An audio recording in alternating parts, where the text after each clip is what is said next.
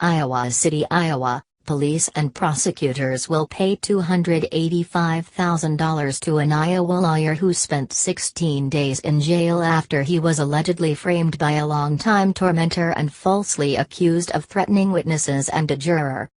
The payment from the city of Coralville and Johnson County settles a lawsuit filed by Raymond Tinnian, who alleged that authorities were fooled and pursued the wrong man. Tinnian, a court-appointed attorney in eastern Iowa, said the settlement compensates him for a personal nightmare and travesty of justice. He recalls being led into a courtroom where he practiced law for years in shackles following his 2014 arrest, being ordered held on a $100,000 bond and shipped off to jail, while investigators were ignoring his alibi evidence and claims he'd been set up. "This is a very good day for me, but I'm sorry that there are so many other victims," said Tinnian, 57, of Kalona. "They didn't get justice because the state blew their chance to catch the actual wrongdoers." Coralville detectives and Johnson County Attorney Janet Lines do not admit wrongdoing in the settlement, which will be paid by the municipality's insurer.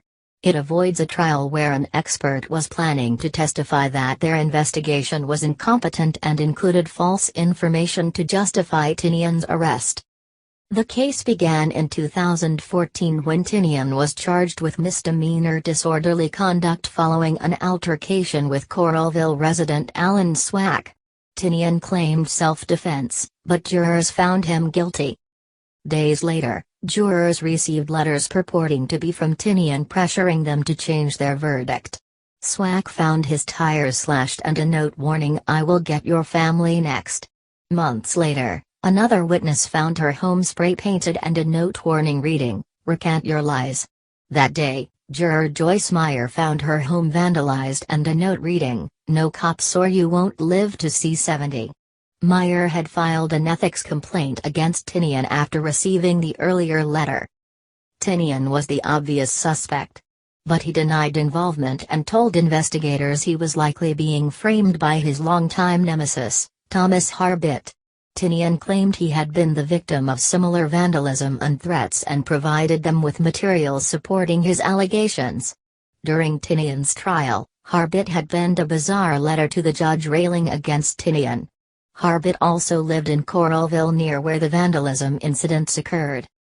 Tinnian and Harbit were colleagues at the law firm of Dennis Bjorklund, a notoriously corrupt drunk driving defense attorney. Harbit, a substance abuse counselor, and Bjorklund had an improper arrangement in which they referred clients to each other and charged excessive fees. Tinnian reported them for ethical violations, helping prompt the suspension of Harbit's license and Bjorklund's disbarment. Bjorklund spent years running from the FBI on fraud charges until his capture in 2015. He recently pleaded guilty and is awaiting sentencing. Tinnian alleges Harbit and Bjorklund have tried to ruin his life in retaliation for his testimony. The two filed dozens of frivolous lawsuits and complaints against him, and Tinnian blames vicious online harassment he suffered on them. Tinnian also offered investigators records that showed his cell phone was pinging to a tower in Kalona on the night vandalism occurred 25 miles away. Investigators didn't share that information with a judge who signed warrants finding probable cause to arrest Tinnian and search his home. Instead, they provided a key false statement. They claimed Tinnian knew Meyer had filed the ethics complaint before her home was vandalized. Tinnian didn't receive the complaint until later. Investigators received the false information from Linus, who testified that police should have done more to investigate the timeline. Tinnian was jailed for 16 days and 4 hours until posting bond. While he awaited trial, investigators finally looked into Harbit. Searches of computers and homes uncovered evidence that Harbit possessed Tinnian's credit report, repeatedly searched online for Raymond Tinnian and had a Facebook chat with Tinnian's ex-wife in which they discussed ways to destroy his life. Tinnian was acquitted after arguing he had been framed by Harbit, who hasn't been charged. A phone listing for Harbit rang unanswered. Investigators have said they have no intention of reopening the case.